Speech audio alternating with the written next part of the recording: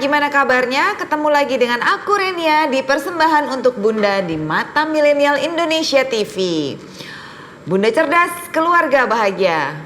Bun, kali ini aku punya topik tentang makanan diet. Bunda-bunda pasti udah familiar banget dong dengan terms diet ini. Apa sih diet itu? Penasaran kan?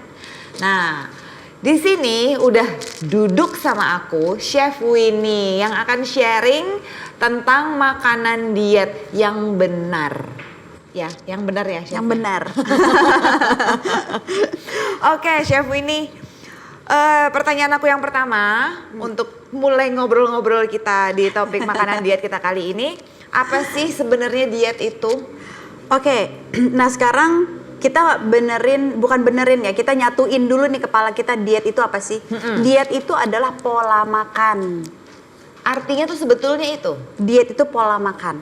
Jadi ada pola makan, ada macam-macam. Misalnya pola makan untuk menuruni berat badan, pola makan untuk yang special needs misalnya seperti diabetes atau orang yang baru selesai operasi, itu ada pola makan yang sesuai gitu. Jadi pemahaman orang kebanyakan tentang diet itu identik dengan nurunin berat badan gitu loh, Chef. Iya kan, aduh lagi diet nih gitu ya. Padahal dia lagi nggak makan apa-apa gitu. Itu saya. Diet nggak makan gitu.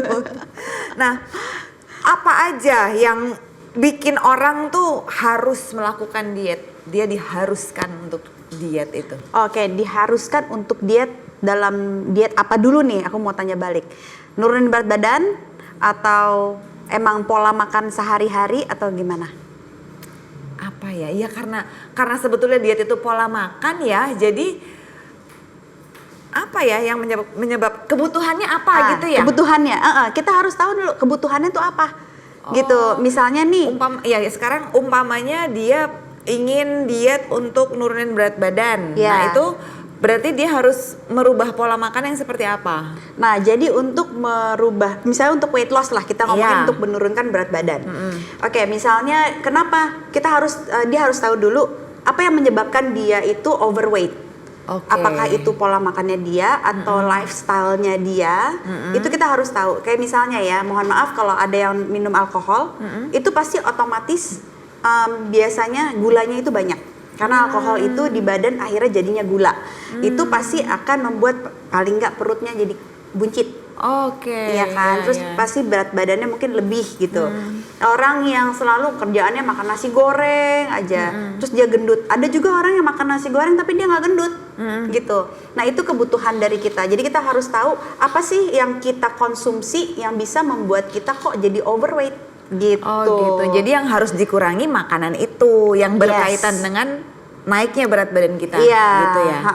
Nah kalau mamanya diet yang lain, pola makan yang lain bisa nggak Chef Winnie? Bisa dong. Misalnya gini, misalnya aku orangnya tukang nge-gym, otomatis apa yang dibutuhkan oleh tubuh?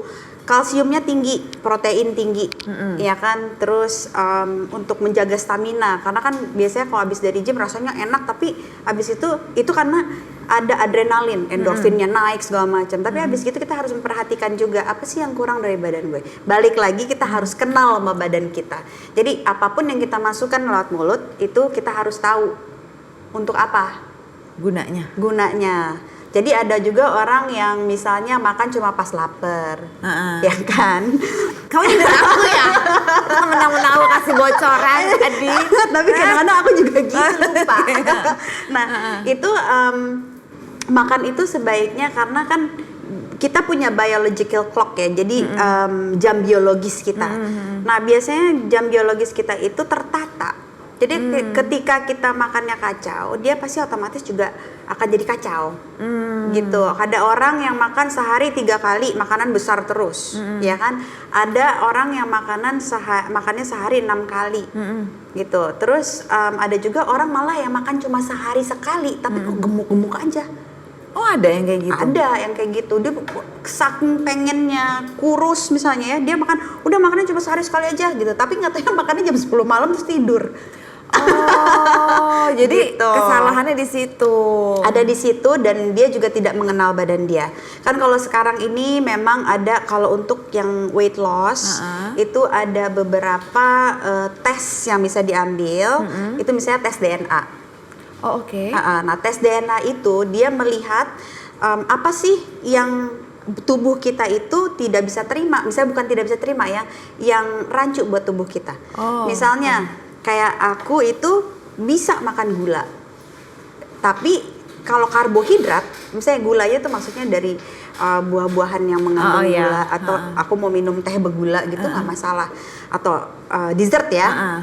Tapi kalau sekalinya udah kena karbohidrat, cepat sekali penumpukannya. Gula yang berasal dari karbohidrat. Iya. Oh, itu lebih cepat. Itu ada yang penumpukannya. DNA-nya seperti itu. Oh, oke. Terus juga aku juga orangnya tahan sama lemak. Jadi aku mau makan lemak juga nggak nambah gitu loh. Tapi memang karbohidrat itu harus hati-hati. Gitu. Nah, ada juga orang yang memang dia sama sekali nggak bisa lemak, tapi kalau yang namanya karbohidrat itu segala macam dia makan ya baik-baik aja. Itu saya baru dengar loh ini tentang tes Itu ada DNA. namanya tes DNA. Itu mungkin bisa banyak sekali sekarang kayak yang untuk di slimming clinic ya. Slimming clinic tuh mereka menawarkan itu bagus sekali. Gitu. Jadi kita dari situ mereka melihat acuan, itu emang kasihnya option ya. Mereka kasih acuan pola makan manakah yang cocok untuk dia. Oh gitu. Oh, mau ke slimming clinic juga kah? Aku enggak sih. Cuman buat tes DNA doang. Pernah sempet tes DNA dan tahu kalau misalnya memang aku lemak itu aman sekali. Tapi kalau gula memang aku juga ada special diet karena memang ada medical condition ya, kondisi medis yang memang tidak boleh mengkonsumsi gula terlalu banyak karena itu bahaya. Oh gitu. Terutama kayak orang-orang yang cancer misalnya ya. Dianjurkan oleh dokter itu tidak mengkonsumsi gula. Kenapa? Karena gula itu adalah makanan buat kansernya. Oke. Terus tapi juga jangan lupa jangan terlalu stres. Karena kalau kita stres, otomatis pencernaan kita, tubuh kita itu berantakan. Metabolismenya semua segala macam pasti berantakan. Nah, itu yang bisa menyebabkan satu penyakit, obesitas. Ada juga malah jadi kurus banget gitu. Nah, itu kita benar-benar harus memperhatikan. Yang penting ini mindset. Yang dijaga tuh mindset selain pola makan. Selain pola makan, Oke. gitu. Oh gitu. Nah kalau tes DNA itu di lab-lab biasa?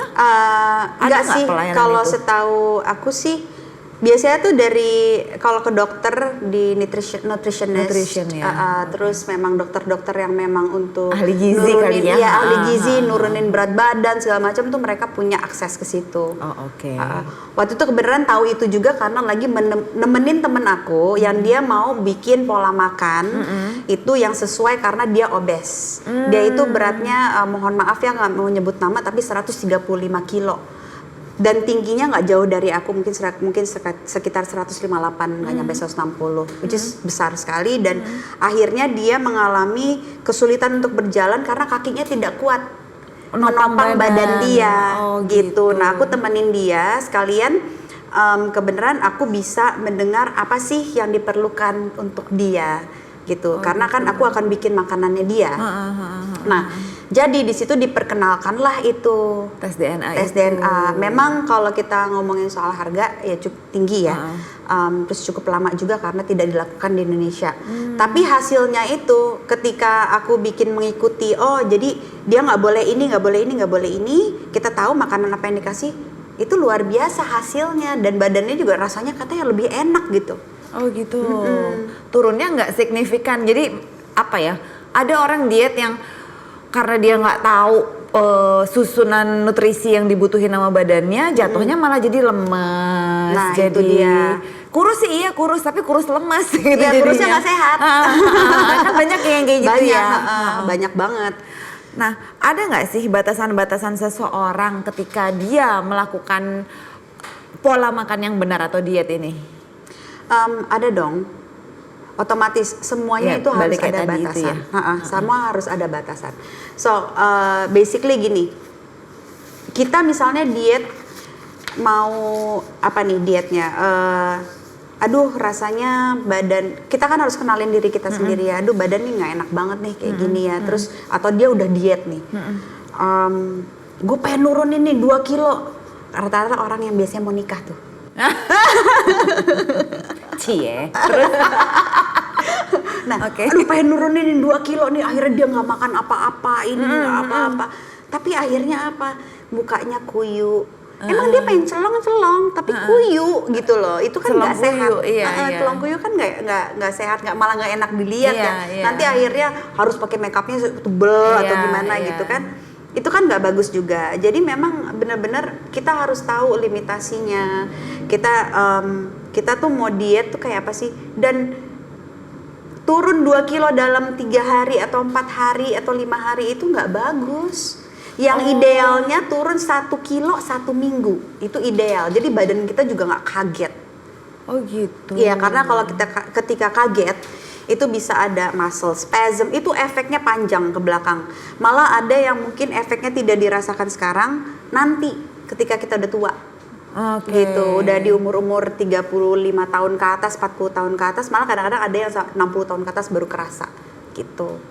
Ngeri juga ya. Lumayan. Waduh, Bun, hati-hati Bun kalau mau diet. jangan bikin pola makan sendiri. Berarti kalau gitu ya, jangan ngarang-ngarang kalau nggak ngerti gitu maksudnya. Gitu. Tapi ada bener-bener ada pola makan yang memang untuk menurunkan berat badan yang tidak drastis ya, tapi itu secara gradually dan lebih sehat lah, itu ada juga. Oh ada juga caranya ada ya. Nah, sementara kalau tadi kan kita ngomongin sempat mention tentang orang yang obes gitu, terus memang karena dia butuh karena alasan medis dia harus merubah pola makannya gitu kan ya. Nah, dengan orang punya berat badan normal, boleh nggak sih sebenarnya dia diet atau cukup hanya udah jaga aja untuk maintain gitu? Kalau aku sih rekomen ya, kalau misalnya dia berat badan normal dan rasanya sehat, ya kan, sebaiknya maintain aja, gitu. Berarti pola makan dia saat itu udah bener untuk badan dia, gitu. Apakah atau pola hidupnya juga, lifestyle-nya dia, berarti cocok, gitu dan bagus. Kecuali kalau dia berat badannya normal, tapi masih tapi sering sakit-sakitan atau apa ya, mungkin itu harus diperhatikan, apakah ada alergi, apakah ada mungkin dia ada nggak tolerance, maksudnya bukan alergi ini ya, nggak tolerance dengan gula atau apalah gitu, atau lifestyle-nya balik gitu.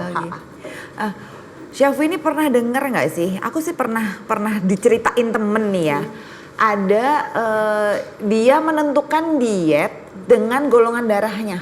Oh ada ya? Ada. Itu bisa juga kayak gitu? Bisa, tapi itu beda sama tes DNA ya. Jadi memang dulu aku pernah lakukan itu, karena yang medis itu tadi. So aku golongan darah aku adalah A. Ya, jadi basically sebaiknya aku itu seorang vegetarian, gitu. Memang jadi yang diserap oleh tubuh kita yang memang bisa menjadi nutrisi yang baik. Jadi kan kayak kita nih masing-masing punya kapasitas sendiri nih, gitu. Itu sangat bagus juga. Oh bisa juga dipakai ya? Bisa, dan itu darah. banyak sekali dipakai untuk orang-orang yang ada kondisi medis. Seperti itu.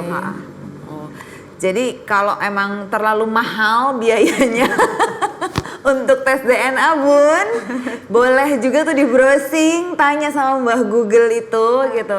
Golongan darah saya apa, cek gitu, bolehnya makan apa, sebaiknya menghindari makanan apa gitu kali ya. Iya, tapi memang harus hati-hati juga karena kan setiap individu itu berbeda-beda, punya karakteristik beda-beda. Tetap balik lagi dengerin tubuh kita, gitu. Listen to your body. Mind, body, and soul. Yes. Oke, bunda-bunda, sementara sudah habis nih pertanyaan aku di segmen 1. Nanti kita akan lanjut ngobrol-ngobrol lagi dengan Chef Winnie di segmen kita yang berikutnya. Bunda, jangan kemana-mana, tunggu kita berdua balik lagi, oke?